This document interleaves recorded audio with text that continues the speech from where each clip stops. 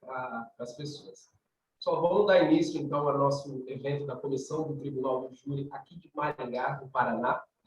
Eu agradeço imensamente a doutora Thaís por ter aceito o convite feito pela doutora Amanda Carnel, que é nossa secretária do Tribunal do Júri aqui de Maringá. Foi atrás da senhora, fez esse meio de campo para que a gente pudesse conversar um pouquinho sobre esse tema de grande relevância, que é a influência da mídia, às vezes positiva, muitas vezes negativa, no Tribunal do Júri. Eu preciso cumprimentar a doutora em nome da diretoria da OAB Maringá, que nos disponibilizou todo esse espaço, que é a nossa querida presidente, sempre solista, a doutora Ana Cláudia Pirajá Bandeira.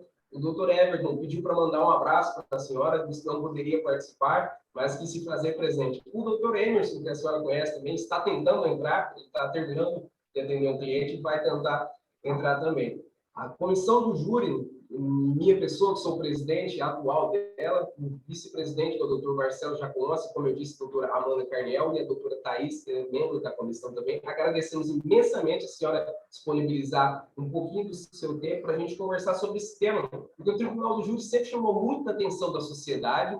Quando chama a atenção da sociedade, gera mídia. É claro que a imprensa vai querer cobrir, porque ela vai ter um respaldo financeiro com essas histórias também. E é curioso que toda história que gera reprodução é sempre uma história de desgraça. A gente nunca viu num bar as pessoas reunidas falando: nossa, você não vai acreditar, o fulano tá bem demais, casou bem, tá feliz, a família deu tudo certo. E alguém falou: nossa, conta mais essa história. Não, é sempre uma história de tragédia que chama a atenção das pessoas, e no Tribunal do Júri não é diferente.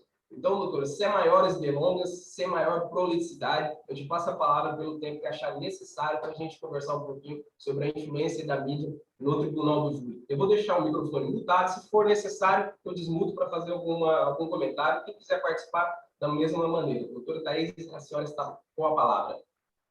Obrigada, doutor Marco. Olha, eu quero inicialmente agradecer muito pelo convite da OAB de Maringá. Quero agradecer a Amanda por ter me formulado o convite inicial, agradecer a comissão do Tribunal do Júri, na pessoa do presidente, o Marco Aurélio de Almeida, dizer que me senti muito honrada, assim, por ter sido escolhida para falar sobre esse tema. E achei muito interessante a comissão se interessar em fazer eventos assim, fomentar o debate, né?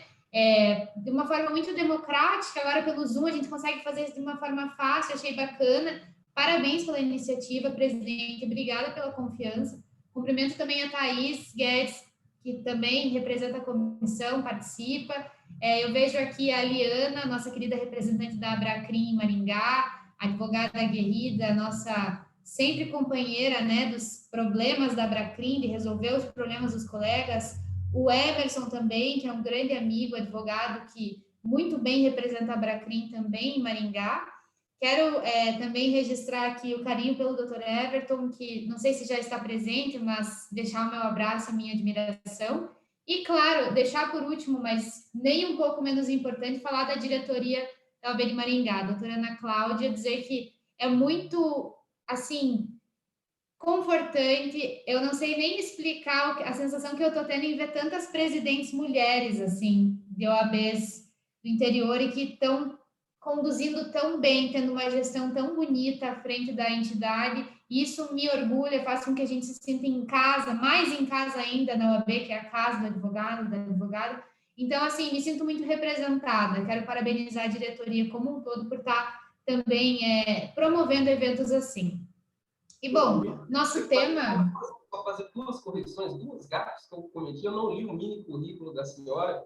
Deixa eu só ler para o pessoal quem é a nossa convidada, que é a doutora Thaís Matarassari. E não podia deixar de cumprimentar seu pai também, que é um querido. Todas as vezes que eu encontrei com ele, me tratou super bem, foi de uma gentileza enorme. Então, uma boa noite especial para o doutor Elias, que deve estar nos assistindo também. A doutora Thaís é advogada criminalista, mestre em Ciências Criminais pela PUC do Rio Grande do Sul, vice-presidente da Associação Paranaense dos Advogados Criminalistas, a Abracrim, e vice-presidente da Comissão de Defesa das Prerrogativas Profissionais da OAB Paraná e conselheira do Instituto Brasileiro de Direito Penal Econômico. Feita essa correção, dessa minha má educação, a palavra volta à senhora, doutora. Obrigada, doutor Marco. Desnecessário o currículo, porque eu gosto de falar uma coisa que meu pai sempre fala, que pode me apresentar como advogada, que eu acho que isso já diz tudo. Advogada criminalista me define muito bem. Mas obrigada pela sua gentileza. Bom, o tema que foi proposto hoje é que a gente converse um pouquinho a respeito de tribunal do júri, mídia, estratégia, influência da mídia no júri. Então, a minha intenção é fazer uma explanação, assim, prática, dividir um pouco dos meus anseios enquanto, né, advogada, que gosta de trabalhar no júri, que gosta de trabalhar no inquérito, dividir um pouco com vocês e também ficar à disposição para responder eventuais dúvidas que vocês tenham ao final, contribuições. Bom, inicialmente eu estou com esse curativo no rosto, mas por conta de uma pequena intervenção cirúrgica, nada grave, uma questão de uma pinta, enfim, é só o curativo que assusta. Mas é engraçado porque a gente deixa, a advocacia criminal é tão imprevisível, a gente sempre acaba fugindo um pouco da rotina, não tendo nessa questão de rotina que nem um cargo público às vezes impõe, que eu tinha deixado para fazer hoje pensando que o dia não ia ser movimentado, que eu não ia precisar, enfim, fazer alguma coisa pública, né? Enfim. E justamente hoje precisei fazer a apresentação de uma cliente em delegacia, precisei dar entrevista, enfim, caso de competência do júri. E daí a gente vê, né? Até eu achei engraçado a minha médica hoje de manhã falando: não, vamos aproveitar que não vai ter aparição pública, não vai precisar fazer nada assim publicamente. E daí, justo hoje, acaba surgindo, e eu com esse curativo, mas enfim, na palestra também. Mas enfim, isso mostra um pouco da nossa falta de rotina e das nossas imprevisões assim na advocacia. Bom, quando a gente fala de júri, mídia, estratégia, eu gosto de focar essa conversa muito no inquérito policial, sabe? Porque me instiga, esse tema me instiga e me remete a uma série de questões importantes. E se a gente for falar de júri, a gente tem várias questões. Tem o inquérito, tem a primeira fase, tem o plenário, e a mídia acompanhando, a mídia pautando, né, essa nossa caminhada na defesa ou na assistência de acusação. Então, eu vou me ater um pouco e focar essa minha fala no inquérito, para a gente conseguir pontuar algumas situações que eu acho importantes. Eu considero que a maior qualidade da defesa que vai atuar em processo de competência do júri, precisa ter essa qualidade, é de ser paciente e de ser incansável. A gente tem que ter essas duas virtudes, digamos assim, quando a gente lida com casos assim. Porque ainda que a gente seja incompreendida durante boa parte dessa nossa caminhada, a gente tem que se postar e continuar sendo firme, numa postura de se mostrar incansável e ser paciente também. Muitas coisas a gente faz no decorrer, né, da atuação em que só vão se justificar em plenário. Às vezes a gente faz um pedido que a gente sabe que o juiz não vai deferir, mas a gente precisa fazer, porque depois a gente vai justificar, a gente vai mostrar para o jurado, a gente vai usar de alguma forma. Então a gente está sempre no meio da incompreensão. Quando a gente assume alguma defesa ou algum caso em que gera algum tipo de abalo social muito, né, além do que um crime já gera de abalo social, algo que foge um pouco do comum, acaba intrigando as pessoas e as pessoas sempre perguntam assim, mas por que você assumiu essa causa? Por que você assumiu essa defesa, né? O que te identifica com a causa? Como se a gente precisasse ter alguma justificativa muito boa para estar à frente daquilo, né? Como se não bastasse se acreditar no que a gente faz, que é a advocacia, por si só já nos responde isso, né? Então, a gente precisa estar sempre respondendo essas questões, seja dentro de casa, nos churrascos de família, a gente sempre tem pessoas que nos indagam isso. E isso vai muito a fundo assim, do que é a nossa missão na advocacia mesmo. Então, quando a gente atua nesses casos, eu gosto de colocar 5 pontos assim de júri e mídia que a gente precisa sempre estar pensando. O primeiro deles, e eu vou explorar um pouco melhor, atuar sempre pensando no plenário, toda atuação pautada no plenário. Se vai ou não falar na delegacia, se vai ou não juntar, se vai ou não requerer uma diligência, você tem que pensar no plenário, tem que pensar no depois. Claro, é muito bonito você pensar, eu vou conseguir, vou pleitear uma absolvição sumária, vou conseguir tirar do júri. Tem caso que não dá, tem caso que é caso de júri. A gente já sabe, trabalha assim, não tem o que fazer. Então, a gente tem que estar sempre pensando no amanhã. Então, assim, toda a atuação é muito pensada, muito calculada. E a gente precisa ter acesso integral, evidente, sempre ter o acesso integral de tudo, para poder falar, para poder se manifestar. Tem que analisar muito bem o silêncio, se fica ou não em silêncio, analisar a relação com a imprensa e ter uma atuação ativa e produtiva no inquérito quando se é interessante. Tem causas em que não é interessante trabalhar no inquérito, que é interessante deixar correr, mas vai depender de como a gente for analisar. E tem uma frase que eu gosto bastante de uma passagem do Hélio Nares, que foi um grande advogado, em que ele está falando de júri, e ele está falando das mídias, enfim, dos meios de comunicação, e de como isso influencia, né, o julgamento, como que isso influencia as pessoas que vão julgar, e como que isso influi a população. E ele fala o seguinte, ele diz assim, os meios de comunicação criam deuses, apresentam demônios, vestem santos, desvestem santos, derrubam autoridades, levantam autoridades, elegem pessoas e impedem eleições. Será esse o quarto poder? Então ele coloca, né, a imprensa, eleva a imprensa como um quarto poder justamente por isso. É a mesma coisa se a gente for pensar como demoniza uma pessoa que está sendo acusada de um caso penal de competência do júri. Ela é apresentada para a sociedade de uma forma em que a gente tem que olhar para aquilo e pensar que o nosso júri já começou. O meu pai fala muito isso, ele diz assim, olha, o júri do teu cliente não vai começar na data e no horário designado pelo magistrado do júri, não. Ele vai começar no dia que estamparem o rosto do teu cliente no jornal do meio-dia da tua cidade. Ali começou já. Então, isso é muito sensível, e é verdade, né? Quando tem algum caso que as pessoas começam a comentar o dia inteiro, jornal da manhã, o jornal do meio-dia, o jornal da noite, todo mundo falando do caso, começa a criar no inconsciente coletivo já uma opinião, né, formada a respeito daquilo, a sensação, né, que precisa acontecer uma justiça, independente de qual justiça seja, para quem seja, precisa acontecer alguma coisa. Então, o júri já começa ali. Então, as pessoas começam a movimentar, né, os setores da sociedade começam a se movimentar e a gente vê e conhece os desdobramentos disso. Então, quando a gente assume hoje uma causa de repercussão que tenha influência midiática, esse tipo de defesa impõe alguns desafios específicos e novos para nós, advogados e advogadas. A mídia, ela tem que ser usada de uma forma que a gente tem que saber se a gente quer se posicionar e como a gente quer se posicionar. Isso é bem importante.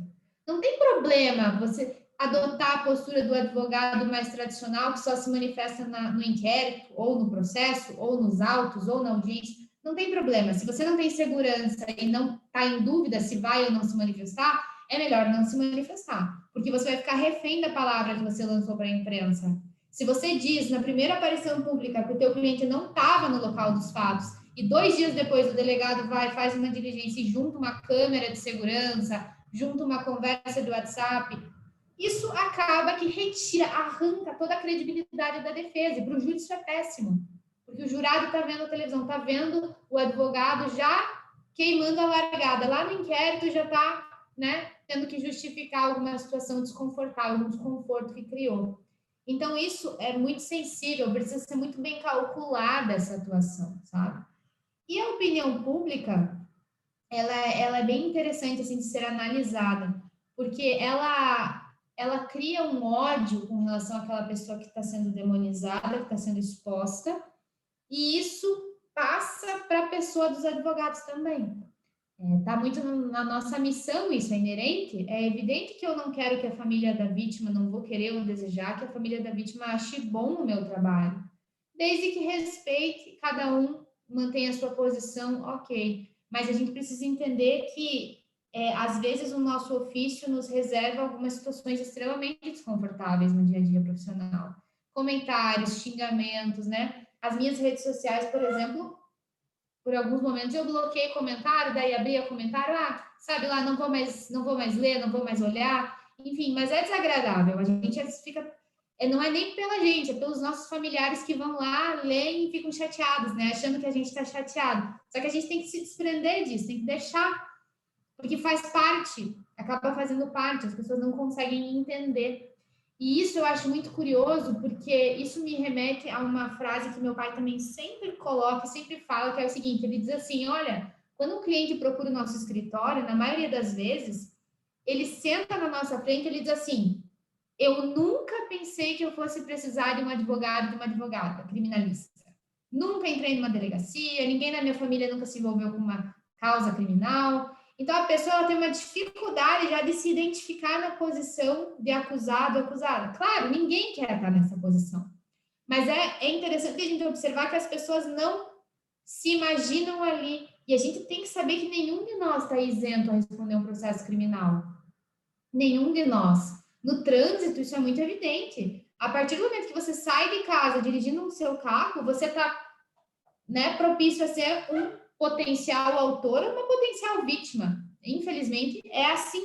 E a gente tem que entender, e a gente tem que pensar um processo penal que a gente quer para o nosso inimigo, né?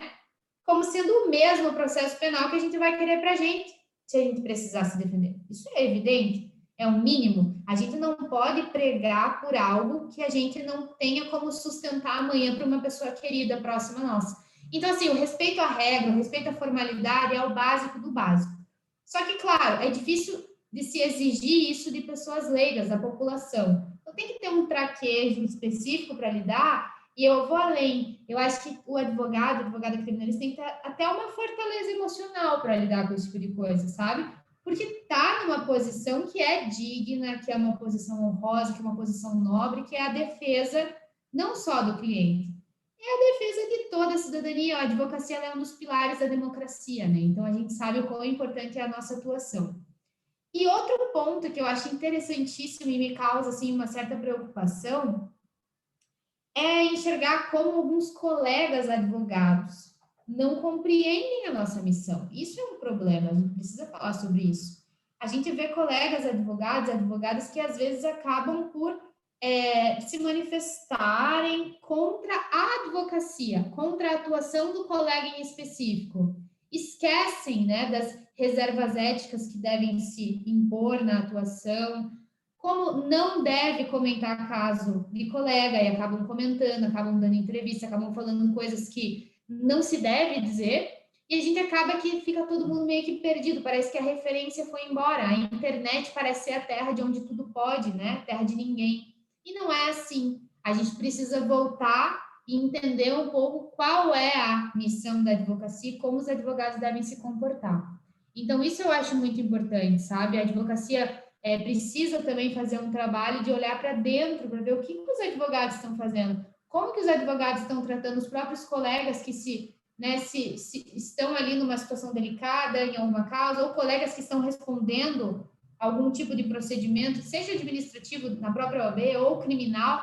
A nossa classe tem dificuldade até de interpretar a missão da advocacia. Imagina os leigos, imagina a população. Então, é difícil, a gente precisa trabalhar nisso também. E o procedimento de júri, por ser um procedimento especial, eu acho que o nome já diz tudo, né? Ele é um procedimento especial, ele é diferente. É onde o detalhe faz a diferença, né? Então, justamente por ser uma atuação que ela precisa estar ancorada em prestar atenção nos detalhes, é algo que a gente precisa se preocupar. Então, eu vou agora aprofundar mais ou menos os pontos que eu coloquei, por mais que eu já tenha exposto um pouco de cada, eu vou dar uma aprofundada, porque o que eu falei sobre atuar pensando no plenário é algo muito sério. Esse primeiro ponto, ele baliza todos os demais pontos de atuação em um processo de júri em que a gente tem a mídia presente, que a gente tem influência midiática. A gente sabe que o ideal é estar na causa desde o início.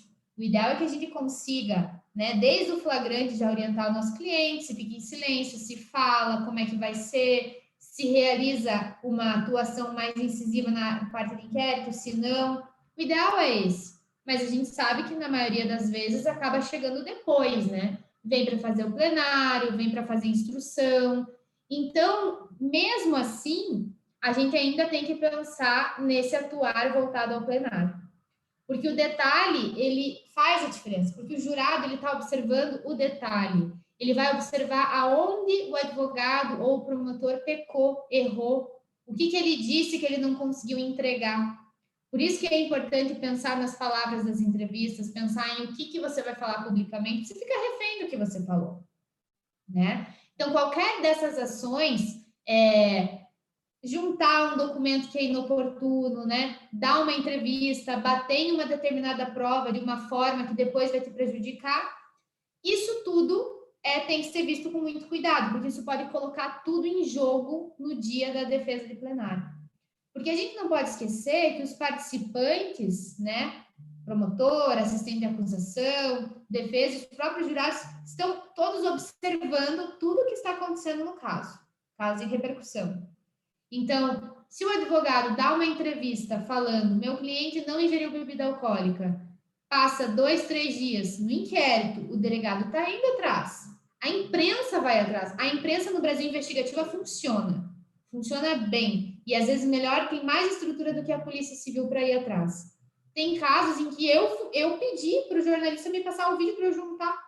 A polícia também pede para o jornalista juntar. A única jornalista conseguiu a nota fiscal do bar antes do acidente, conseguiu imagem de circuito interno de segurança, consegue. E funciona. E a gente usa nos processos. Então, assim, a gente precisa ter muito traquejo para lidar com isso, muito cuidado. A imprensa, ela pode, ao mesmo tempo, ser uma grande aliada nessa colheita de provas e nessa colheita de elementos e nessa advocacia em inquérito. Então, a gente tem que estar atento a isso também. E essa questão que eu disse que o júri já começou, quando ele estampa o rosto do teu cliente no jornal, né, que é algo que meu pai sempre fala e é muito verdadeiro, é algo que faz a gente pensar no detalhe e pensar da necessidade de se cuidar com todos os passos. A defesa é observada a todo momento e ela vai ser cobrada pelas suas faltas em plenário. Então, uma entrevista, uma palavra mal colocada, o promotor pode no dia juntar a entrevista e passar no telão lá para os jurados, ó, que o advogado falou lá no começo, agora ele está contando outra história. Isso acontece muito. Então, tem que tomar muito cuidado com essa questão. E o fato do júri, né, ser um momento do judiciário democrático, o único momento democrático em que a população é chamada para julgar o próximo, isso faz com que seja efetivamente o povo julgando o seu pai. E isso a gente não pode perder de vista, que significa também, muitas das vezes, né, o atropelo da lógica racional pela lógica emocional. Então, assim, a racionalidade não é uma assídua frequentadora do plenário. Então, tem coisas ali que, sob o ponto de vista lógico-racional, você não consegue explicar, mas do ponto de vista da emoção, né, pode acontecer um outro desdobramento interessante. A forma como o réu se comporta, se ele fez um pedido de desculpa para a família da vítima, se ele ofereceu uma indenização, isso pode não ter repercussão técnica, enfim, tão relevante, mas para o jurado pode ser relevantíssimo, pode resolver a causa ali, né? Fez um vídeo para a imprensa, tem um caso rumoroso que aconteceu isso, só que foi muito tempo depois. Fez um vídeo pedindo desculpa, passou em todas as mídias, dizendo, prometendo reparações. Isso, do ponto de vista da lógica emocional, faz toda a diferença. Só que tem que ter o timing, né? Em que momento que o acusado vai fazer isso? Quando ele já está lá indo para júri já? Ou lá no inquérito? Aonde vai ser? Como vai ser? A gente tem que pensar nisso. Tem que pensar, às vezes, uma advocacia de plenário, e plenário que eu digo desde o inquérito, né? Pensando no plenário. É uma advocacia de redução de dano. É uma advocacia de redução de dano, às vezes. Então, dependendo da causa, a gente precisa balizar algumas questões assim que são bem importantes. Só que, claro, quando eu falo da lógica emocional, lógica racional, eu não estou aqui pregando que a gente tem que abandonar a técnica. Longe disso, nunca. Né? Muito pelo contrário. O plenário, ele é o momento em que a técnica e a teoria devem andar de mãos dadas. Sempre, né? Mas, assim, a gente precisa chegar no jurado sabendo chegar. A gente tem que fazer um caminho para chegar, né, nesse interlocutor, ser esse interlocutor de levar a informação de uma maneira inteligente e estratégica. Precisamos saber chegar nisso. A gente nunca sabe, efetivamente, o que encantou o jurado, de fato. O que o jurado comprou da tese defensiva ou comprou da tese do Ministério Público ou da assistência.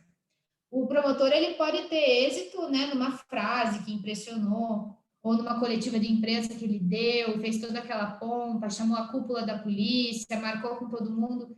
Isso pode impactar.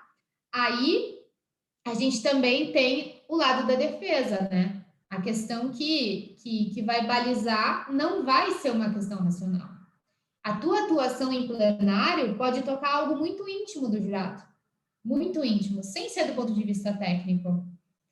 Meu pai sempre conta uma história que eu acho interessante, que uma vez ele estava fazendo um júri e ele conseguiu ter um resultado, enfim, era uma legítima defesa, e ele, em algum momento da fala dele, ele leu o artigo da Constituição que diz assim, a casa é asilo inviolável do indivíduo. Ele leu aquilo, né? Para nós isso é tão óbvio. E ele leu isso em plenário para o jurado, enfim, com emoção, mostrou, falou como, né, uma grande coisa, uma conquista da sociedade, enfim, e absolveu. E no final, depois que o júri já tinha sido, enfim, já tinha terminado o julgamento, os jurados estavam naquela coisa de conversar, enfim. Aí o jurado procurou ele e falou assim, doutor, eu fiquei impressionado com o senhor falou que a casa é asilo inviolável do indivíduo. Eu fiquei muito impressionado com isso. E assim, é uma coisa singela o que ele falou, mas que diz muito. Poxa, o jurado ficou impressionado com o inciso da Constituição, que pra gente é a coisa mais banal. Assim, pô, você vai ler a Constituição pro jurado, que bobagem.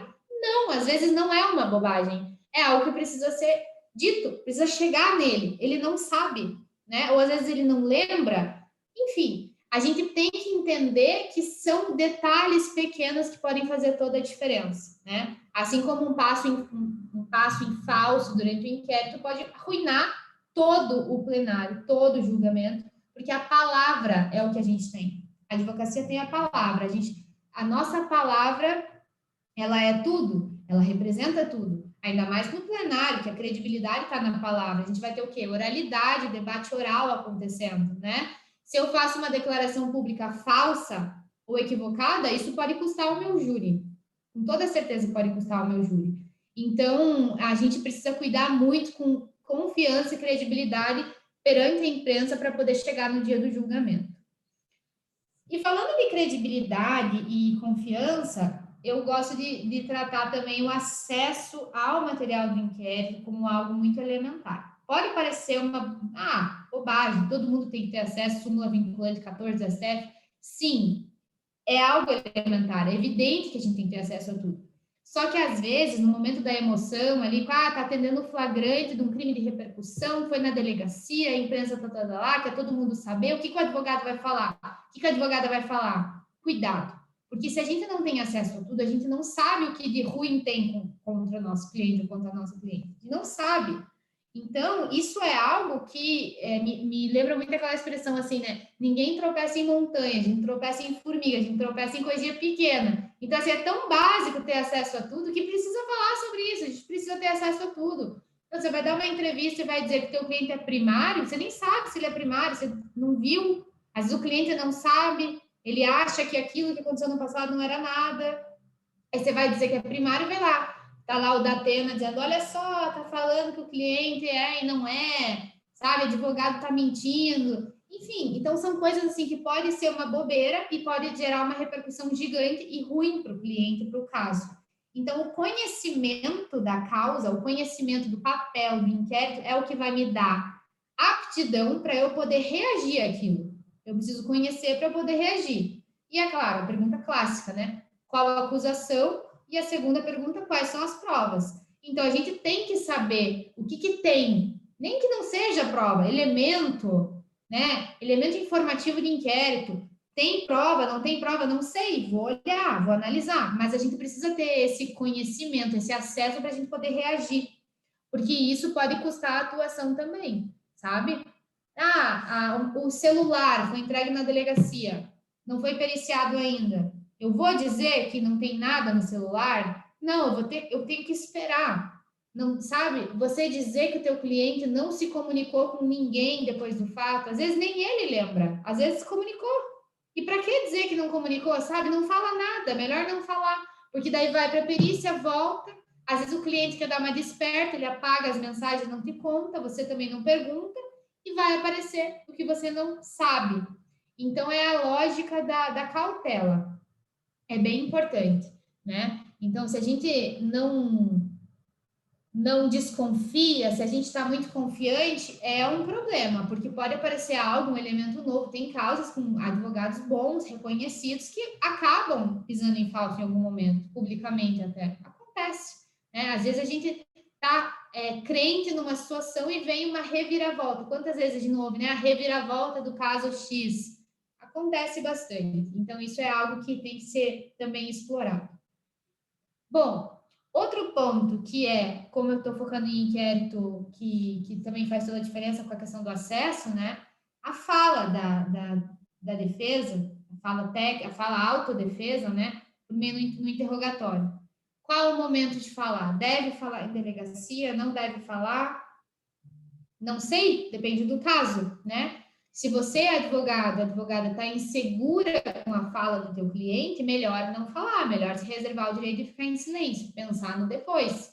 Quando é algo muito grande, angariou muito elemento, muita diligência acontecendo, talvez seja melhor ficar em silêncio no primeiro momento. Talvez seja melhor falar em casos em que você já tem uma outra visão, que as coisas são mais esclarecidas, que é algo mais objetivo, que você tem uma segurança para falar, aí é o momento de falar. Então vai depender muito, sabe? Vai depender muito. Em caso de flagrante, quando a gente tem a apresentação do autor do crime ali, tudo muito, né? Aqueles casos em que tá todo mundo em cima, tem que cuidar, porque não pode esquecer, não pode subestimar o trabalho da polícia. E se você subestima o trabalho da polícia, não subestime o trabalho dos repórteres investigativos, porque coisas aparecem.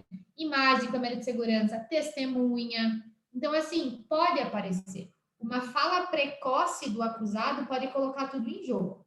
Eu, quando assumo um caso aqui no escritório de júri, de plenário só, a melhor coisa é quando a gente vê que o cara não falou na delegacia, não falou na instrução. Porque eu vou conseguir trabalhar com ele em plenário, vou conseguir dizer que a defesa não falou até agora, mas que agora vai falar, que em plenário vai falar. Aí é diferente, né? Então, assim, me causa uma preocupação quando eu já vejo que já falou. Tem que saber o que está fazendo. E aí é o problema, às vezes, do preso estar sem advogado, enfim, toda aquela situação. Agora, aqui em Curitiba, eles estão fazendo nas delegacias os interrogatórios com vídeo, né? Não sei se todo o Paraná já está assim, acredito que sim. Isso, antigamente, o advogado plenarista já batia muito, quando falou em delegacia, né? Questão de tortura, não assinou, essa assinatura é tua, não é minha, não assinei, não lembro, não era eu. Agora é diferente, as coisas mudaram para isso, né? Então agora é com vídeo e pode complicar. Por quê? Porque o jurado vai ver, vai mostrar, o promotor vai mostrar para o jurado como ele falou no inquérito, vai mostrar o que ele falou na instrução e vai daí em plenário falar, quem está falando a verdade? Você do dia da delegacia, você na audiência ou você hoje? Vai se tornar uma situação complicada. Então, essa análise do silêncio, ela é algo que é uma situação que precisa ser muito bem pensada, sabe? Com o cliente e com a defesa. Tem cliente que não é bom de falar, que não consegue se expressar. A pessoa tem uma dificuldade, uma barreira de linguagem, ela não consegue se expressar, e isso coloca em jogo a defesa, porque não passa credibilidade para o que ele está falando. Então, tem que tomar muito cuidado se analisar se é o momento ou não. Ainda mais quando tem prisão, quando as coisas estão ainda mais afloradas, né? Quando a mídia está muito em cima. E essa questão da mídia, mesmo a relação com a imprensa, como eu disse, e é bem essa palavra mesmo, a gente fica refém do que a gente falou. A gente tem que ter muito cuidado. Porque a defesa, todo o tempo, ela está sendo observada e ela vai ser cobrada, sim, em plenário. Então, a gente tem que optar por um estilo de atuação. Se o teu estilo de atuação é não dar entrevista, não tem problema. Esse é o teu estilo. Tem advogado que é assim, não dá entrevista e atua muito bem. Tem advogados, advogadas que já optam por um estilo diferente. Só que qual é o ponto-chave? Ser coerente. A coerência é o que vai balizar uma atuação de sucesso. Se você está sendo coerente com aquele teu estilo, ótimo. Se não, você vai ficar refém do que você falou e vai ser cobrada futuramente, né? Uma palavra errada pode colocar tudo a perder e vai colocar tudo a perder, né? Você vai dar uma entrevista num caso de trânsito, você vai dizer que a pessoa estava em excesso de velocidade. Se você não tem ainda um laudo, não tem nada que comprove, não precisa falar isso. Agora, se você já tem, se esse é um ponto que a imprensa inteira está batendo, que todo mundo já sabe, que já tem laudo, que tem radar, pode ser que seja interessante dizer, assumir, dizer que errou, que vai passar pela pedagogia da justiça, que está à disposição, enfim, da vítima, da justiça, depende, né? O que importa é a gente ser coerente com a imprensa e com a nossa atuação. Outra coisa, com relação a essa atuação no inquérito, eu até penso que ela precisa ser pensada também, como tudo, né? Mas numa forma de saber o que eu quero do inquérito. Se eu quero uma atuação ativa, eu vou empregar, né, a investigação defensiva, vou ouvir testemunha no meu escritório, ou vou pedir para o delegado intimar para ouvir na delegacia, eu vou atuar no inquérito, vou fazer uma atuação produtiva? Depende se é interessante ou não para aquele caso, né? O advogado que quer atuar no júri, que gosta de atuar em júri, eu acho que tem que gostar de trabalhar em inquérito também, porque o inquérito baliza demais o plenário, porque o jurado ele fica muito impressionado quando o promotor diz assim, aqui, ó, um dia depois do fato, estava lá na delegacia, a testemunha falou isso, então essa é a versão verdadeira do caso, agora que ela não lembra mais. Então, a defesa tem que estar presente, tem que produzir. Por mais que digam, não tem contraditório, contraditório é postergado no inquérito. Não tem problema, vamos fazer de tudo para ter, vamos trabalhar para conseguir trazer esse contraditório para cá, puxar, intimar, pedir para intimar a testemunha, ou assim, o delegado não vai fazer, o delegado não vai ouvir, mas eu vou pedir para ouvir. Eu vou pedir, eu vou peticionar, eu vou pedir para designar um promotor especial para atuar nesse caso, eu vou pedir para o meu cliente ser reinterrogado, porque agora tem uma outra versão. Mas o delegado não vai dar. Tudo bem, mas eu estou pedindo. Mas o juiz não vai deferir. Tudo bem, mas eu estou fazendo isso já sabendo que não vai dar, muitas vezes. Mas eu estou fazendo porque isso vai me ajudar lá em plenário. Tem uma razão de ser. Eu vou muitas vezes mostrar para o jurado, jurado, eu tentei ir por esse caminho, não deixaram, não quiseram, ninguém se interessou por essa tese, mas a gente tentou investigar sim, a gente tentou produzir prova para esse sentido aqui, mas não interessou para a polícia, não interessou para o MP, enfim. Então, assim, a gente exercer uma verdadeira advocacia em inquérito é interessante na maior parte das vezes, porque tudo é muito pensado, né?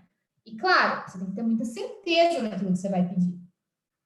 Mas, de novo, você pede uma quebra de uma herb, de uma estação radiobase, do teu cliente. Falando, meu cliente não estava no lugar do fato. Você pede para quebrar a antena do telefone dele e mostra que ele estava, né? Vai vir uma prova que vai detonar a tua estratégia. Então, você só pode perguntar, igual a lógica da testemunha e audiência. Você pergunta aquilo que você sabe que ela vai responder. Se você não sabe o que ela vai responder, não pergunta. Não é uma aventura, sabe? A gente tem que saber aonde a gente está pisando. E o importante disso que eu considero é sempre, eu tento muito, assim, aqui no escritório a gente tenta envolver o nosso cliente na defesa, para ele ter consciência de como funciona, da dificuldade que é, do que a gente está tentando produzir, e ele ter consciência e nos auxiliar. Às vezes o nosso cliente tem conhecimento técnico de sobra, um médico, né, um engenheiro, ninguém melhor ele para auxiliar a defesa técnica. Quesito, pergunta para testemunha, coisas que para nós são bem importantes. Então, a gente tenta envolver o cliente na defesa também, para ele ter essa consciência, sabe? E, claro, essas causas midiáticas que têm detalhes técnicos, é muito importante que a gente esteja amparado por uma perícia especializada, por assistentes especializados, um médico, um engenheiro, uma pessoa que saiba ler um laudo, se a gente não souber, a gente tem que perguntar. Porque a gente vai estar numa coletiva de imprensa, numa entrevista, o repórter vai perguntar bem aquela pergunta. Vai perguntar qual era a posição do corpo, como que foi, como que não foi, se você concorda com o legista. Você tem que saber coisas, você tem que tentar pensar naquilo que a população está mais batendo e você tem que se qualificar tecnicamente para rebater e já ter o preparo técnico do que falar com relação a essas situações, né? Claro. E, com toda certeza, ter frases técnicas e prontas para fugir de perguntas inconvenientes. Né? Temos a justiça, a verdade prevalecer, vamos agora, vamos ter cautela. Então, é pior você ficar mudo do que você fala uma frase e vai embora, sai de cena. Porque senão passa uma insegurança, passa que você não soube responder, que você não tinha resposta para aquilo. Então, a gente tem que cuidar com esses tipos de abordagem também, que são abordagens bem animalescas, às vezes, né? Eu tive uma repórter que quase me derrubou quando veio, porque vem todo mundo, e então, assim, parece que ali está muito nítido, assim, essa vontade, essa sanha da população em saber, em querer que você fale, sabe? E isso é muito evidente, mostra ali mesmo essa urgência em falar por alguém. A gente está falando pelo nosso cliente, essa missão nossa é muito nova, né? E, claro, eu já quero encerrar a minha fala aqui para dar tempo para a gente poder fazer um bate-papo, perguntas, enfim, ouvir um pouco vocês. Mas tem uma coisa que eu falei no começo, que é que o advogado tem que ter muita paciência e ter o dom de ser incansável, né? A gente tenta, a gente bate, a gente recebe um não, é um indeferimento, é uma ordem denegada, é um recurso não provido, e a gente vai, a gente batalha, a gente sobe STF, STJ, e a gente tem um monte de gente contra, né? Imprensa contra, família contra, às vezes. Então, eu quero terminar com a frase que é do 7º mandamento do Couturi, que é sobre advocacia, e que ele fala assim: tem paciência, o tempo se vinga das coisas que se fazem sem a sua colaboração. E para mim, isso nos casos de júri é muito evidente, porque eu vejo o colega dando opinião na causa que eu estou, nem eu tive acesso ao documento, ele já está falando sobre o documento, já está dizendo o que ele deveria fazer, o que é para fazer, e a gente vê a imprensa contra, muita gente contra, e às vezes a gente sabe que tem coisas que não vão aparecer agora, que vão aparecer depois, e a gente tem que ter paciência, saber que em algum momento as coisas vão fazer mais sentido e a gente vai talvez ser compreendido. Mas também não ficar refém dessa compreensão, porque o advogado, a advocacia, né, ela é uma profissão que eu considero muito solitária. Eu sempre ouvi muito meu pai falar isso, a advocacia é solitária, a gente está sempre, sabe, batalhando sozinho. E por isso a gente precisa ter a consciência, essa fortaleza emocional e mental, né, de saber por que a gente está aqui, saber qual que é a missão da advocacia, saber que isso nos alimenta. Tem dias que dá vontade de largar mesmo, tem dias que a gente, né, fica assim desgostoso com a profissão, que a gente fica assim questionando. Eu tenho muitos dias em que eu me desentendo com o meu ofício mesmo, mas daí eu volto e penso e relembro do porquê que eu quero isso, sabe? Porque eu me considero parte da solução, não parte do problema. Eu acho que o sistema está com o problema e a gente é a solução. Então a gente precisa se manter unido para ter uma advocacia forte, para que a gente consiga continuar sendo um dos pilares do Estado Democrático de Direito. Bom, falado tudo isso, feito tudo isso, eu finalmente finalizo a minha fala trazendo a citação do Padre Antônio Vieira, quando ele fala que a mais doce companheira da alma é a esperança. E é isso que a gente precisa ter na advocacia, esperança por dias melhores. Muito obrigada pela recepção de vocês, pela acolhida. Me sinto em casa já na UAB de Maringá e devolvo a palavra para o doutor Marco Aurélio. Obrigada. Doutora Thaís, nós que agradecemos por compartilhar um pouquinho com a gente essa sua experiência e nos dar algumas dicas que é muito mais fácil de saber o que vem pela frente e perguntar para quem já percorreu esse caminho ou pelo menos está percorrendo. Então, muitíssimo obrigado. Eu tenho uma pergunta para fazer já, não sei se os demais têm, uma observação e uma pergunta, porque nos casos de júri, quando há uma reprodução midiática, a figura do advogado, o CPF dele, é confundido com a pessoa do advogado. A pessoa CPF é confundido com o advogado inscrito na OAB. Então, é preciso que nós tomemos muito cuidado. O grande Maurice Garçon da França, ele trazia lições nesse sentido. O advogado, aliás, aquelas virtudes que as pessoas veem como extraordinárias, no advogado deve ser o dia a dia, deve ser corriqueiro, porque ele vai ser julgado também pela pessoa que é. Acaba influenciando o julgamento do seu cliente, a pessoa que o advogado é. Então, a gente tem que tomar cuidado até na nossa vida pessoal para não influenciar no resultado que a gente tenta entregar no júri midiático. Imagina, um prato cheio para a imprensa, um prato cheio para a acusação, uma vida social desregrada do advogado, isso vai acabar influenciando no cliente e no júri. E a minha pergunta, doutor, é uma reflexão, uma ideia que ainda não tenho resposta, de quando valeria a pena adiantar a tese na imprensa, por exemplo, você já começar a conversar sobre o mérito. Porque tem duas questões que me parecem mais complicadas. A primeira é sempre que o possível jurado vai estar assistindo, provavelmente, aquele jornal onde a tese está sendo debatida. De um lado, você tem a possibilidade de já adiantar o que você vai conversar, para essa ideia criar raízes na cabeça dele. De outro, você está adiantando a tese para o Ministério Público estudá-la e tentar refutá-la. Algumas vezes deve valer a pena, algumas vezes não. Como que a doutora pode tentar esclarecer um pouquinho para a gente essa questão? É bem interessante a sua ponderação, doutor Marco, porque, de fato, a gente tem, né, até as alegações finais, elas são mais singelas, né, no procedimento do júri, porque a gente acaba, né, não vamos abrir tanto a tese para plenário, vamos deixar, vamos esperar, vamos fazer só a arguição de alguns pontos, porque, de fato, a gente não explora, a gente não esgota a discussão, né, quando a gente sabe que é um caso de júri. Mas eu acho que é super importante, sim, quando a gente tem uma tese defensiva muito sólida, muito forte, uma tese, a gente tem que seguir essa tese. E se der para explorá-la na imprensa antes, eu considero super válida. Só que a gente tem que ter uma solidez nisso. A gente tem que ter elementos, a gente vai plantando aos poucos.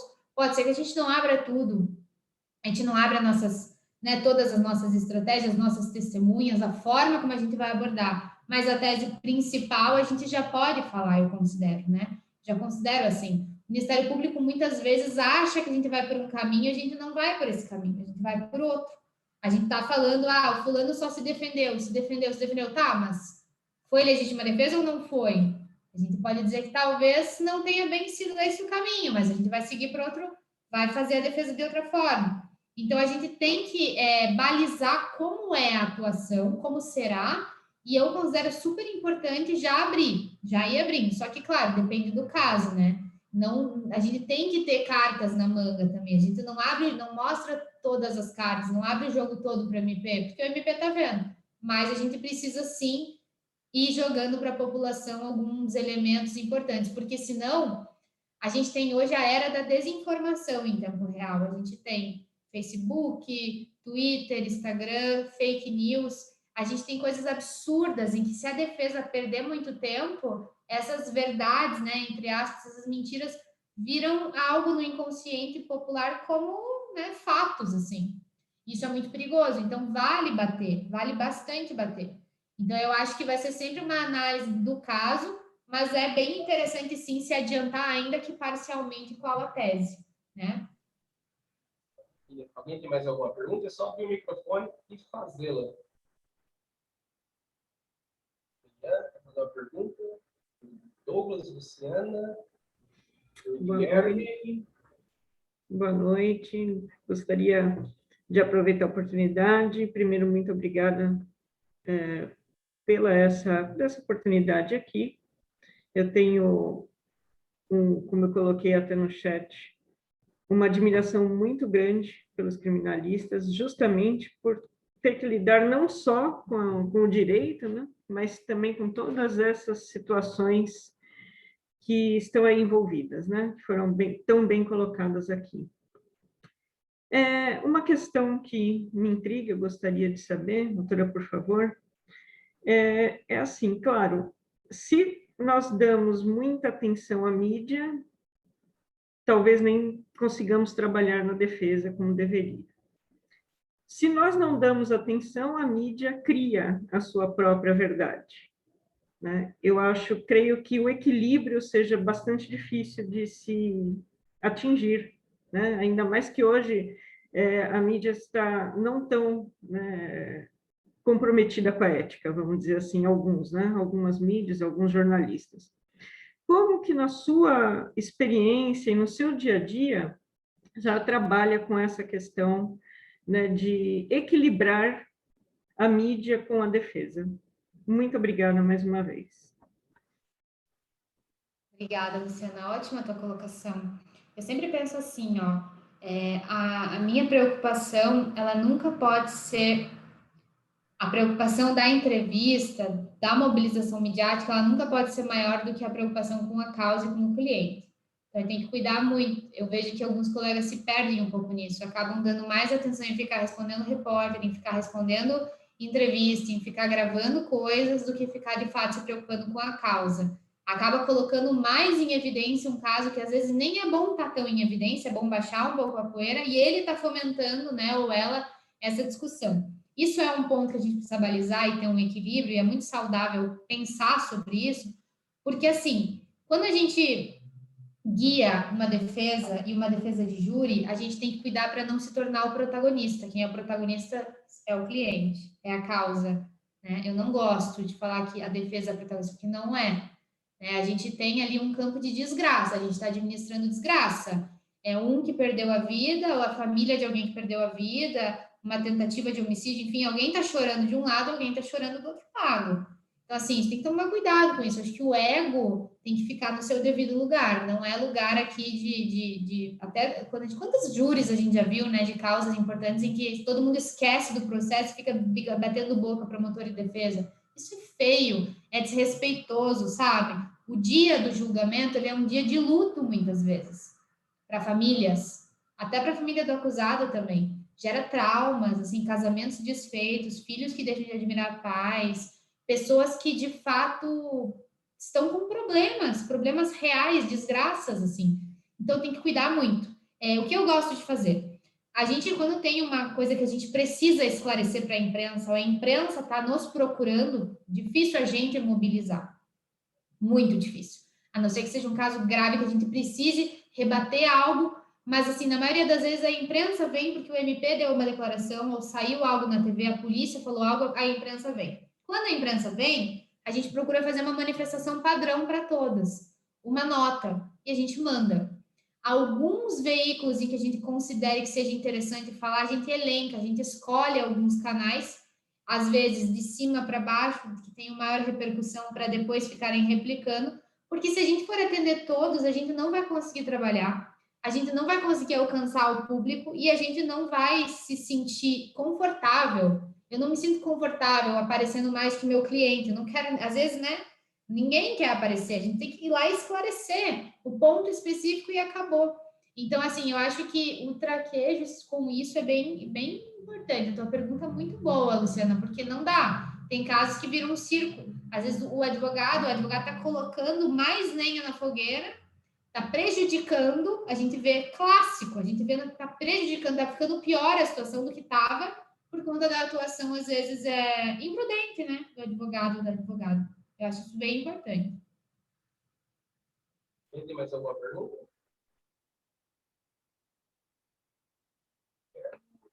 Doutora Thaís, tem alguma pergunta? Doutor, acho que a gente pode caminhar para o encerramento, então. Isso que a senhora estava comentando sobre não tomar para si esse protagonismo é muito interessante mesmo, não tornar um verdadeiro circo no júri. É interessante quando dizem que é um teatro, e ser um teatro é um elogio. As maiores cabeças do mundo eram teatrólogos. Você chamado, tá querendo fazer um teatro, Shakespeare fazia teatro, então isso é um grande elogio. Agora, um circo já é diferente, é uma bagunça muito grande. Eu nunca comentei isso, nunca publiquei a foto que tem, mas uma das grandes lembranças que eu vou guardar do Tribunal de Júri, se eu terminasse hoje a minha atuação no plenário, um dia aqui em Maringá, que eu fiz uma defesa, o réu foi absolvido, o Ministério Público acabou concordando no final com a absolvição, e a mãe da vítima, no outro dia, foi no meu escritório para conversar comigo por conta do respeito que eu tive no trato com a vítima, com a família da vítima. Aquilo valeu muito mais a pena do que qualquer estardalhaço no plenário. Quando eu for escrever minhas reminiscências, eu vou contar melhor esse episódio. Doutora, eu passo a palavra para a senhora para a gente encerrar e agradeço demais pela atenção. Sei que deve estar muito tarefada e ter dedicado alguns minutinhos para a gente trocar algumas experiências. Para nós é muito enriquecedor. Estaremos sempre à disposição no que precisar também. Pode contar com a AB de Maringá, com a Comissão do Tribunal do Júri e todos os seus ouvintes. Muitíssimo obrigado. Eu te devolvo a palavra para a gente encerrar. Obrigada, doutor Marco. Me senti muito bem aqui, acolhida. Obrigada mesmo. Adorei participar com vocês e fico sempre à disposição. Tá bom. Pessoal, uma boa quinta para todos e até mais. Tchau, tchau.